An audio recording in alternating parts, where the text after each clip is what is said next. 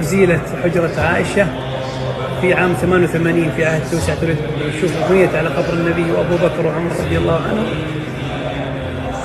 هذه الغرفة المصمتة بارتفاع 6 أمتار، ثم بني جدار خماسي حول هذا الجدار الخماسي لكي لا تكون شبيهة بالكعبة. نعم. الزاوية هذه جت في الجهة الشمالية للحجرة مثل شايفين. هذه المواجهة الشريفة الآن التي تعتبر المنطقة اللي يسلم منها الزوار قبر النبي عليه الصلاة والسلام. نرى هنا هذه الجهة في البداية قبر النبي، هنا السلام على النبي وعلى أبو بكر وعمر رضي الله عنه.